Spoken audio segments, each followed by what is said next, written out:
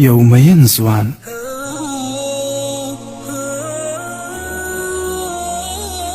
یو ځوان پر یوې پیغلې باندې مین شو.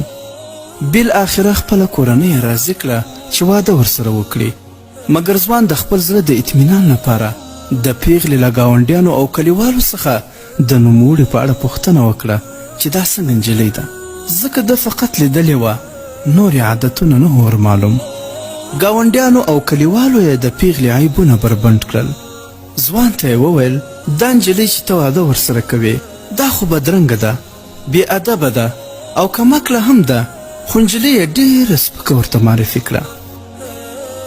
ځوان چې د کلیوالو خبرې واورېدې نو له خپلې پریکړې تیر شو او د نجلۍ سره یې د واده کولو شوق مات شو او په لار کې له یو سپین ږیري سره مخ شو.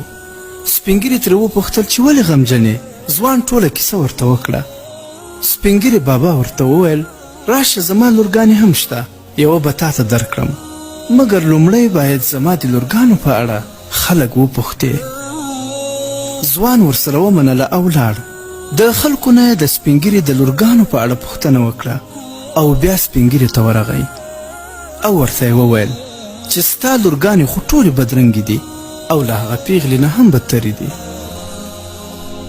سپین ږیري بابا ورته وویل راځه چې کور ته لاړ شو او ته به یې په خپلو سترګو ووینې. کله چې ځوان سپین ږیري سره کور ته لاړ نو یوازې یوه ځله بوډۍ یې کور کې وه چې د سپین ږیري میرمن وه او تر اوسه یې بچیان نه وه زیږولي. سپین ږیري ورته وویل وګوره زما لورګانې کله وې، زه خو فقط دلته یوازې د خپلې بوډۍ میرمنې سره ژوند تېروم، خو ما تا ته دا خلک در پیژندل چې د یو چا حقیقت به ور معلوم هم نه وي او نه به یې څوک لیدلی وي، خو چې پوښتنه ترې وکړې چې فلانکی څنګه انسان دی نو به له ځانه خبرې درته جوړې کړي. ځوان پوه شو چې خلک د هر چا په اړه ړوند قضاوت کوي، د چا په اړه هیڅ معلومات هم نه لري، مګر عیبونه یې داسې راسپړي ته به وایې چې ټول عمر یې ورسره تیر کړی دی. د ځوان رنګ یو ځل بیا تازه شو او لاړ د خپلې محبوبې سره د واده پریکړه یې وکړه او په خوشحالۍ سره یې واده ورسره وکړ.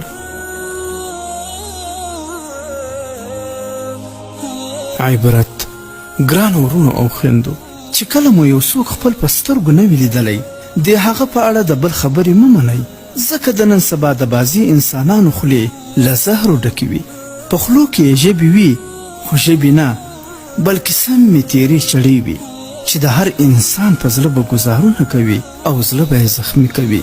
او بعضي انسانان خو دا عادت لري چې په بل پسې تهمتونه او غیبتونه او بدې خبرې کول خوند ورکوي، خو په دې سر نه خلاصوي چې آیا که هغه خبر شي چې ما ورپسې دروغ ویلي یا مې ورڅخه غیبت کړی نو څومره به یې زړه ازار شي.